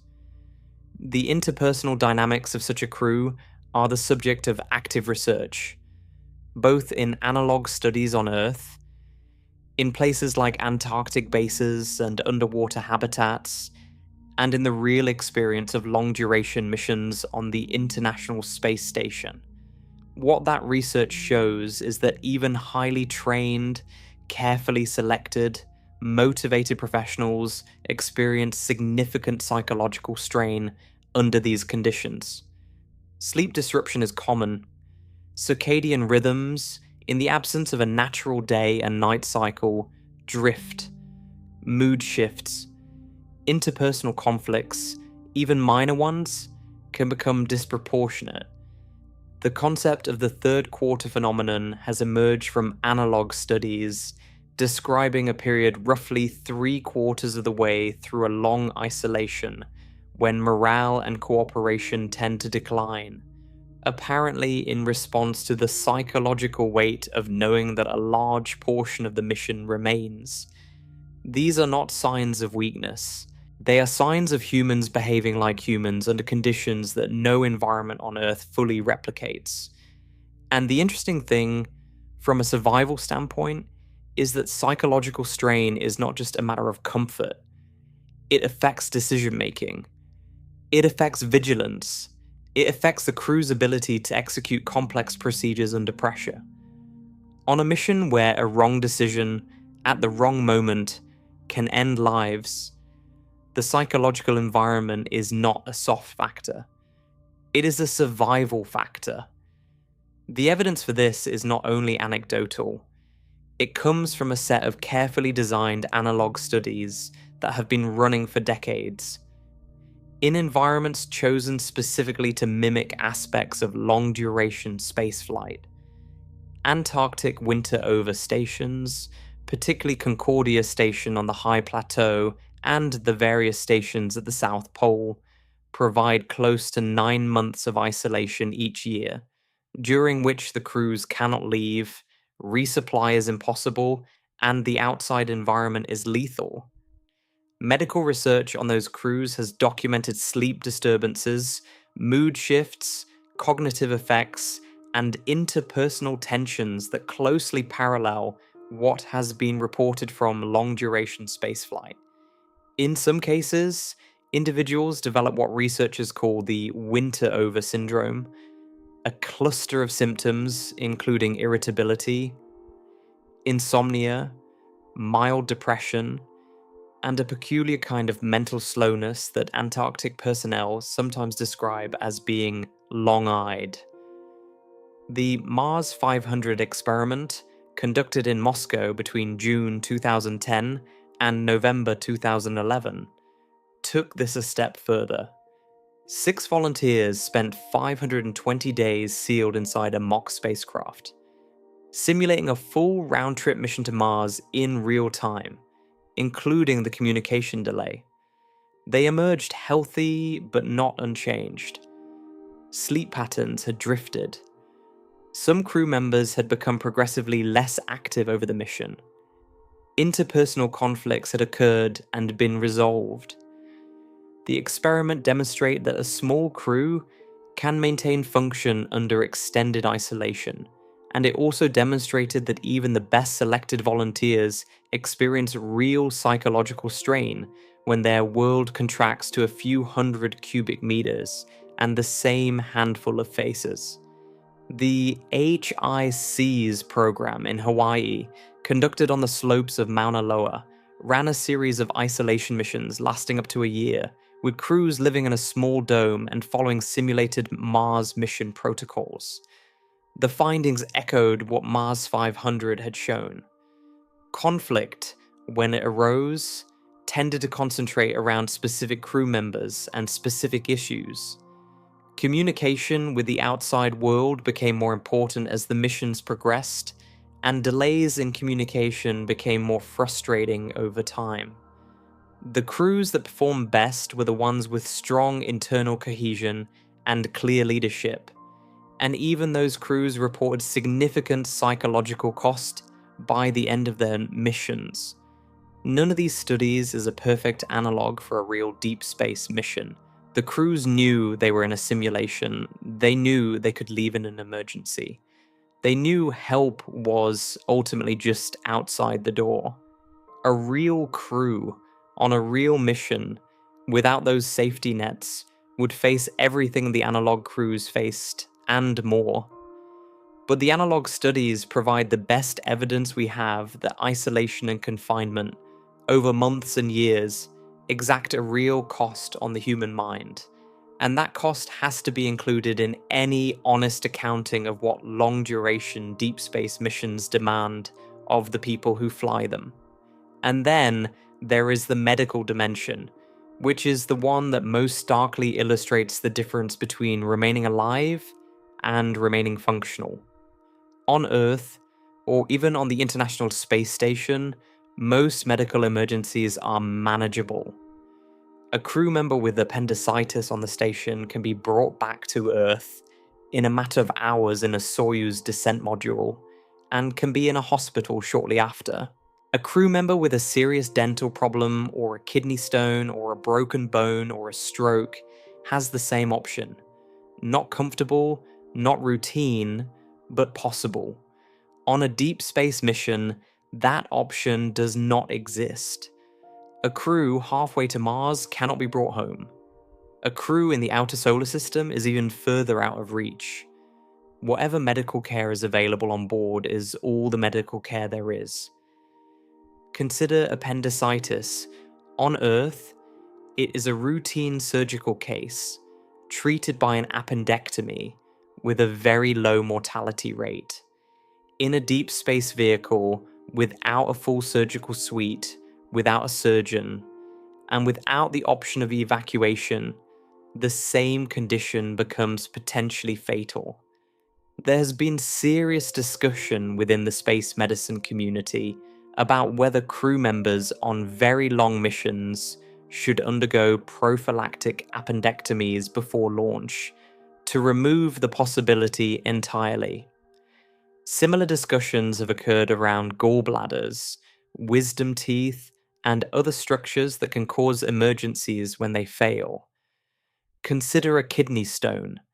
Microgravity increases the risk of stones because the calcium being lost from bones has to go somewhere, and much of it ends up in the urine. A stone that would be painful but treatable on Earth becomes, in deep space, a serious medical event, because the treatment options are limited, and the pain, if the stone does not pass, can be disabling. A crew member who cannot function because of untreated pain is a crew member who is not available to help with the operation of the vehicle. And on a small crew, that matters. Consider infection. The closed environment of a spacecraft is a good environment for the spread of pathogens, and the altered immune function we discussed earlier increases susceptibility. Antibiotics are effective, but only if the crew has the right ones on board, and only if they have not degraded during a long mission. The shelf life of many medications is shorter than the duration of a deep space mission, and radiation can accelerate degradation. What is in the medical kit at launch may not be as potent or as reliable when it is needed. Consider mental health. A crew member experiencing severe depression, or a psychotic break, or a suicidal crisis on Earth has access to hospitalization and medication and professional support. On a deep space vehicle, the same crew member has whatever medications are in the kit and whatever training the other crew members have in psychological first aid. That is a very different environment for managing a serious mental health emergency. And the consequences of a mishandled crisis can affect the entire mission. The pattern here is worth naming clearly. A functioning spacecraft can keep a person alive, in the biological sense of continuing to breathe and to circulate blood and to metabolize food, for a very long time. What it cannot do, at least not with current technology, is keep that person as healthy or as capable as they were on Earth. Radiation is accumulating in their cells, their bones are thinning, their muscles are shrinking, Their eyes are changing shape. Their heart is remodeling. Their immune system is drifting. Their mood is under pressure. And any one of a dozen medical conditions that would be routine on Earth could, without warning, become fatal. This is why the answer to how long a human being can survive in deep space depends so heavily on what we mean by survive. If we mean is the person still alive at the end of the mission, then a well-equipped spacecraft can keep them alive for years. If we mean is the person still healthy, still functional, still able to complete complex tasks reliably, still able to walk after landing, still likely to have a normal lifespan afterward, then the answer becomes much less certain and depends on the specific mission, the specific individual, and the specific countermeasures available. And this is the point at which the survival window we have been extending from minutes to hours to weeks to months starts to run into a limit that engineering alone cannot easily push through. To go further, to keep a person alive and healthy and functional for years, or for a decade, or for a lifetime, would require a much more capable environment than any spacecraft we have flown to date. Something that can provide artificial gravity, something that can shield against radiation on a scale that current vehicles cannot, something that can grow food and recycle water and manufacture spare parts, something that can provide medical care approaching what a hospital on Earth can provide, something, in short, that is less like a spacecraft and more like a small piece of Earth, hurled through the dark. That is where we go next. At the point we have reached in this story, the survival window has stretched a long way from where it started. A person completely unprotected in deep space had about 15 seconds of useful consciousness and a couple of minutes at the outside. A person in a suit had a matter of hours. A person in a spacecraft had months, bounded by consumables and the reliability of the machinery keeping them alive.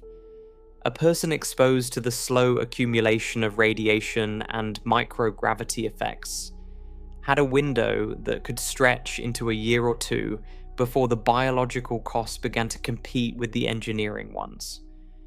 Each of those extensions came from adding more of Earth to the environment surrounding the human body. Each of those extensions revealed a new set of limits. The final question worth asking is what happens when we go as far as current science can plausibly imagine, and build the most complete artificial Earth we can. Not a spacecraft, not a small station. Something larger, something more capable, something designed from the beginning to keep a human being alive and healthy for years or decades in deep space, with no possibility of falling back to Earth. What does that environment look like? How long can it keep a person alive? And what remains that no amount of engineering has yet been able to solve? Let us describe the imagined habitat carefully, because most of the elements we will name are grounded in real research programs that have been running for decades, even if none of them has been demonstrated at the full scale required. The habitat is large, on the order of a small building rather than a small vehicle. It rotates, or it contains sections that rotate, to produce centripetal acceleration that mimics gravity. It is heavily shielded, using a combination of water tanks, stored hydrogen, and possibly regolith gathered from an asteroid or a moon, positioned in walls thick enough to reduce the flux of galactic cosmic radiation and to nearly eliminate the acute risk from solar particle events. It has a bioregenerative life support system that uses plants and algae, alongside physical and chemical processes, to close the loops on oxygen, water, and food. It has redundant medical facilities capable of surgery, diagnostics, and pharmaceutical production. It carries a crew large enough to include people with the range of skills a small isolated community actually needs, including a physician, an engineer, and a mental health specialist. It is power sources sized to keep everything running for decades, most plausibly a small nuclear fission reactor rather than solar arrays that will be inadequate in the outer solar system or between stars. Consider what each of those elements is doing. The rotation in particular is worth explaining because it directly addresses one of the biggest biological problems we identified a moment ago. If a section of the habitat is spun on its axis, the outer wall of that section presses upward against a person standing on it in exactly the same way that the ground on Earth presses upward against a person standing on the surface. The person perceives that push as weight. The physics is not a trick. It is the same physics that makes water stay in a bucket swung in a circle. The requirement is that the rotation rate and the radius be chosen so that the resulting acceleration equals one gravity, without spinning so fast that the crew experiences uncomfortable Coriolis effects when they move their heads. The engineering answer, worked out in a series of studies going back to the 1970s, is a rotating section with a radius on the order of tens of meters, spinning at a rate of a few revolutions per minute. That is a large structure. It is not beyond what is theoretically buildable. It is far beyond anything humans have actually built. If artificial gravity works as expected, it addresses almost all of the microgravity health problems we described earlier. Bones remain loaded. Muscles remain used. The cardiovascular system remains calibrated for a downward pull. The vestibular system has a reference direction. Fluid distribution in the body remains normal. Vision changes, immune drift, and cardiovascular deconditioning all become far less severe or disappear entirely. The crew, on a rotating habitat, does not need to spend hours every day exercising just to maintain their bones and muscles. Their bodies continue to be shaped by the same forces that shaped every human body throughout evolutionary history. That would be enormous progress. It would remove one of the two major long-term biological threats we identified, but it would not remove the other. Radiation, unlike microgravity, cannot be countered by rotation. It can only be countered by putting mass between the crew and the incoming particles, and mass in space is expensive. Shielding mass is expensive because it must be launched from Earth, or gathered from an asteroid or a lunar surface and moved into position. And the shielding requirements for a deep space habitat are not small. For solar particle events, the shielding problem is tractable, because the events are relatively rare, and the crew only needs a small, heavily shielded volume, a storm shelter that they can retreat to when a solar particle event is detected. Water is a good shielding material because it is dense with hydrogen, which is effective at scattering high-energy protons. A storm shelter surrounded by the water tanks the crew needs anyway for drinking and for other uses provides both function and protection at the same time. During a large solar particle event, the crew stays inside the shelter for hours or days until the event subsides, and then returns to the rest of the habitat. This approach is feasible with current engineering, and it would keep the acute radiation risk from solar events well within manageable bounds. For galactic cosmic radiation, the problem is much harder, because the particles arrive continuously, and their energies are so high that even thick shielding cannot stop them entirely. Some calculations suggest that reducing galactic cosmic ray dose to something approaching terrestrial levels would require shielding on the order of meters of water equivalent, surrounding the entire habitat. That is a massive amount of mass. It can be done, but it drives the size and cost of the habitat up dramatically. Alternative approaches, such as active magnetic shielding that would deflect charged particles the way Earth's magnetic field does, have been studied for decades and remain, so far, more concept than reality. The energy requirements for a magnetic field strong enough to shield a habitat are large, and the engineering challenges are significant. Whether some future generation of technology will solve this is an open question. Today, the honest answer is that we do not know how to reduce galactic cosmic ray exposure to Earth levels on any practical scale, and any long-duration deep space crew will accumulate a dose that is elevated compared to what they would receive on the ground. The life support system in the imagined habitat is what engineers call bioregenerative, which means it uses biological processes, primarily plants and algae, alongside physical and chemical processes to close the loops on oxygen, water, and food. Plants take in carbon dioxide and produce oxygen through photosynthesis, and they also produce edible biomass. Algae do the same thing more compactly.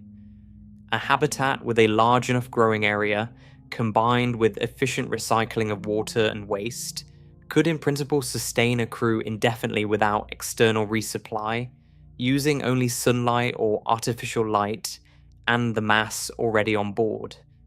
This has been studied extensively in ground experiments like the BIOS 3 facility in the Soviet Union in the 1970s and 80s, and in the Biosphere 2 project in Arizona in the 1990s, and in ongoing research programs at NASA, ESA, and other agencies.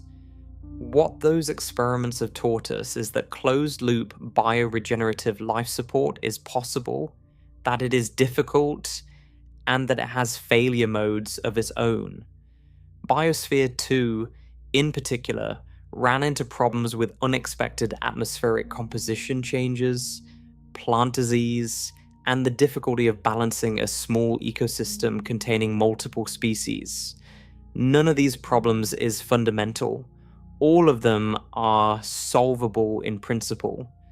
None of them has yet been solved at the scale required for a deep space habitat lasting decades. Food production is a specific challenge worth naming. Growing enough food to feed a crew requires substantial area and substantial power. Estimates vary, but a rough figure is that a single crew member needs somewhere between 20 and 50 square meters of intensively cultivated crop area to be nutritionally self-sufficient. A crew of 6 or 8 requires a corresponding amount of growing space, along with lighting, water, nutrient supply, and pest management. That is a significant fraction of the habitat's interior volume dedicated to agriculture, and it has to keep functioning reliably for the entire mission. If a crop fails or a disease sweeps through the growing area, the crew has to fall back on stored supplies, and stored supplies eventually run out. Water recycling in the imagined habitat is more efficient than what current spacecraft achieve, approaching complete closure. Waste is either processed to recover its useful components or safely stored. Power comes from a small nuclear fission reactor, of the kind that has been studied under names like kilopower and fission surface power, sized to provide tens or hundreds of kilowatts of continuous electrical output for decades. Thermal management is handled by large radiators and by careful design of the habitat's exposure to the sun. Manufacturing capability in the form of 3-dimensional printers and small machine shops allows the crew to fabricate spare parts on demand, so that a broken pump does not require a resupply mission from Earth. Medical capability in the imagined habitat is much more extensive than what any spacecraft has carried. There is a dedicated medical bay, staffed by a physician with surgical capability, imaging equipment, a pharmacy that can synthesize a range of medications, and telemedicine links to Earth that operate despite the light travel delay. This does not eliminate medical risk, because deep space is still deep space, and some conditions still cannot be treated as well as they could on Earth. But it changes the calculus for the routine emergencies described a moment ago. Appendicitis becomes treatable. Kidney stones become manageable. Dental abscesses become handled. Infections can be diagnosed and treated. Mental health emergencies can be addressed by a trained professional. The medical clock, which was so short in a smaller vehicle, extends significantly in this environment. With all of that in place, the survival window opens further than any of the ones we have discussed so far. A crew in a rotating, well-shielded, bioregenerative, medically capable, nuclear-powered habitat could plausibly remain alive for decades. Not just alive in the marginal sense, alive in the sense of continuing to eat and sleep and work and interact with each other and pursue the goals of the mission. The engineering could, in principle, sustain them for that long. That is a remarkable extension of the survival window from where we began. It is also, honestly, the extent of what current science can confidently promise. Because there are things that even the most advanced habitat we can imagine does not solve. And this is where the argument turns from what has been figured out to what remains open. The first is lifetime radiation exposure. Even with the best shielding we can practically deploy, a crew living in deep space for decades will accumulate radiation doses that are higher than what a person on Earth receives. The long-term consequences of that accumulation on cancer risk, on cardiovascular disease, on cognitive function, and on tissues we may not yet fully understand are not known with precision.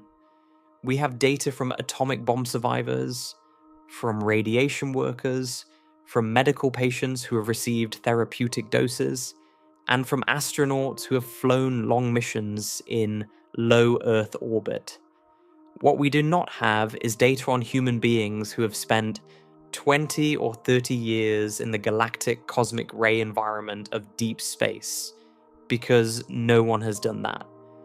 The models we use to estimate risk have to extrapolate, and extrapolations from limited data into unfamiliar regimes are not the same as measurements. The honest statement is that we do not know how much of a crew's health would be quietly eroded by decades of exposure, and we will not know until people have actually done it. The second is reproduction. This is a topic that receives less attention than it deserves in discussions of long-duration spaceflight, but it is central to any question of whether human beings can live in deep space indefinitely, rather than simply visit it for a mission. Reproduction on Earth is a process shaped by gravity, by the specific radiation environment of the surface, by the microbiome of the maternal body, and by countless other factors that we take for granted. In microgravity, or in the partial gravity of a rotating habitat, or in the radiation environment of deep space, we have essentially no data on whether human reproduction can proceed normally. Animal studies have been conducted in orbit, with mixed results, and there are reasons to be concerned about fetal development in these environments. But no human being has ever been conceived, gestated, or born beyond the immediate protection of Earth. And until that has been done, we cannot say with any confidence whether it is even possible. A crew that intends to live in deep space permanently and to raise the next generation there is a crew undertaking a biological experiment that has never been performed. The third is aging. Aging is the accumulation of countless small changes at the cellular and molecular level, some of which are known and understood, many of which are not. On Earth, We know roughly what to expect as a healthy adult moves through the decades of their life. In deep space, we do not. Some effects of spaceflight resemble accelerated aging in specific ways, including changes in the length of telomeres, alterations in gene expression, and shifts in the cardiovascular and immune systems. Whether those changes reflect true acceleration of the aging process, or reversible adaptations, or something else entirely, is not known. Whether a human being would age normally over a natural lifespan in deep space, given the best possible environment, is one of the great open questions of space medicine, and one that only time and long-duration experience can answer. So here we are at the end of the argument. Let us lay out the survival windows plainly, one against another, so that the answer to the title of this episode is clear. Completely unprotected in deep space, a human being has about 10 to 15 seconds of useful consciousness and roughly 2 to 4 minutes to death, with a narrow window during which prompt repressurization could save them. This is the shortest clock, and it is the one that almost every dramatic depiction of vacuum exposure gets wrong. Inside a functioning modern spacesuit, that window opens to a matter of hours, bounded by the oxygen supply, the carbon dioxide scrubber, the cooling loop, the battery, and the physical integrity of the suit itself. A well-provisioned suit can support life for around 8 hours in nominal use, with emergency reserves that extend that further, and the survival clock can collapse to minutes if a subsystem fails badly. Inside a functioning spacecraft with adequate consumables and a reliable life support system, the survival window extends to months and potentially to a year or two. Bounded by the food supply, the reliability of the water and atmosphere recycling systems, the power supply, the thermal management systems, and the medical capability on board. The International Space Station has demonstrated that a human being can live and work in this kind of environment for close to a year at a time, and that the systems keeping them alive can be maintained indefinitely with regular resupply. In deep space, without resupply, the window is bounded by whatever the vehicle carried at launch and whatever it can recycle. Inside a heavily shielded, rotating, bioregenerative, medically capable, nuclear-powered deep space habitat of the kind we just described, the survival window plausibly extends to decades, provided the systems continue to work and the crew remains healthy enough to maintain them. This is the longest window we can confidently discuss, and even this window comes with the caveats of accumulated radiation exposure, unresolved questions about reproduction, and no evidence yet that a human being can complete a full, natural lifespan in this environment. Beyond that, the honest answer is that we do not know. There is no current evidence that a human being can remain alive and healthy in deep space indefinitely, because no one has ever done it, and the systems that will be required to do it have not been built or tested at the required scale. The upper limit is unknown. It may be a matter of technology, in which case future generations may push it much further. It may be a matter of biology, in which case there may be a ceiling that no amount of engineering can raise. We do not yet know which of those it is. And this brings us to the deeper point that this entire episode has been building toward, and which is worth stating clearly now that we have laid out the evidence. The human body does not survive deep space. It never survives deep space, in the sense of enduring the environment directly, the way a rock or a stretch of metal or a stream of hydrogen atoms endures it. The human body is not adapted to vacuum. It is not adapted to the radiation environment beyond the magnetic field. It is not adapted to microgravity. It is not adapted to isolation from Earth. It was not built for any of those things. What the human body is adapted to is Earth, specifically and precisely, in ways so intricate that we do not notice most of them until they are removed. What we have been describing throughout this entire story is not human survival in deep space. It is the survival of the machine wrapped around the human, and the human survival inside that machine for as long as the machine can keep working.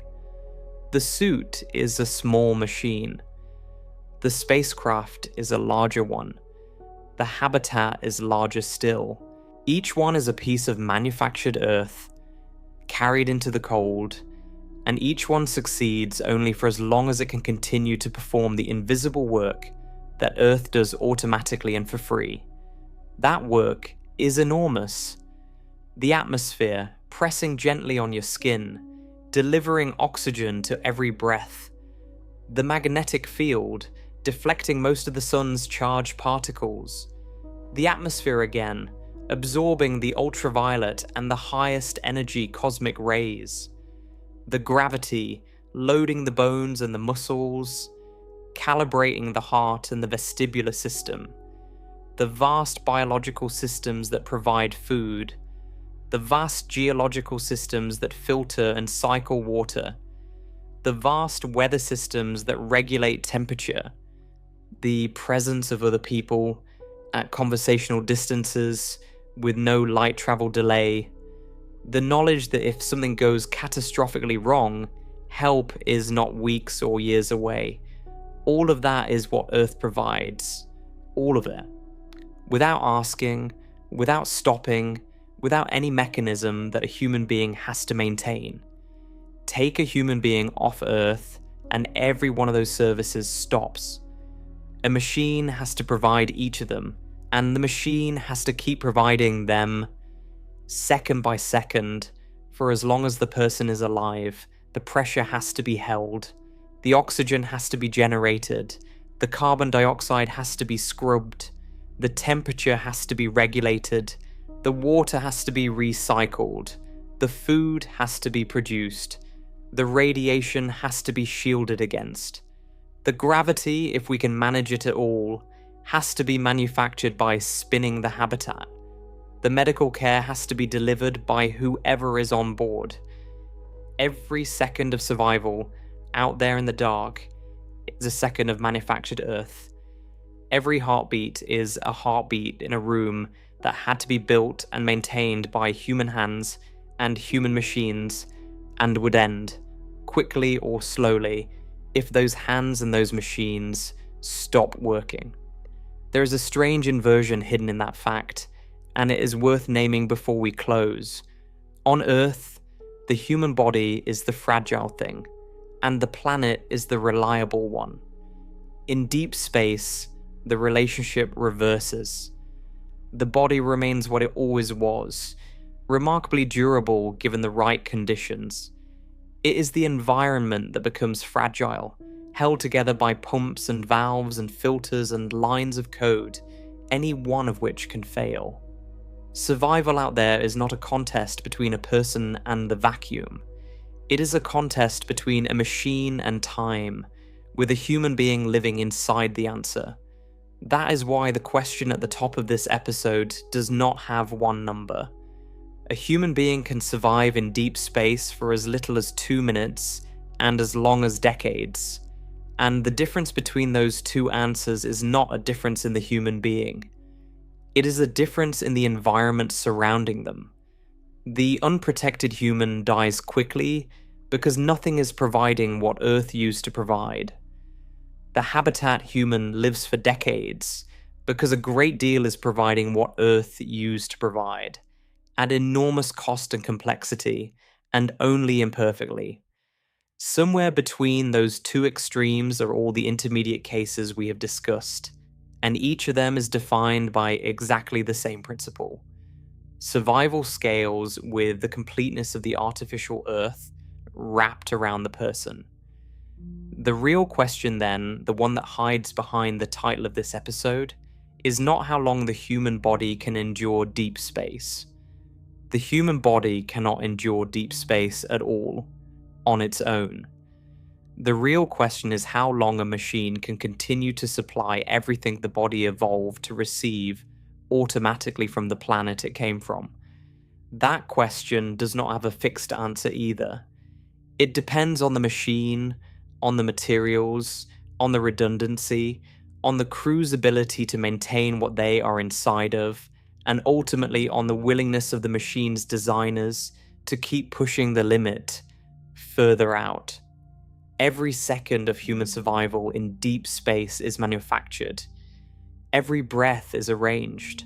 Every heartbeat happens inside an environment that had to be built for that heartbeat to be possible.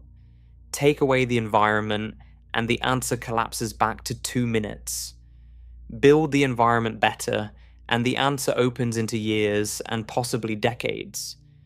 Build it perfectly, if that were even possible, and the answer might approach a full lifetime. We are not there yet. We may never be there. But that is where the question actually leads. And it is why the answer, honestly given, is not a number at all. The answer is a machine, and the machine has to keep running.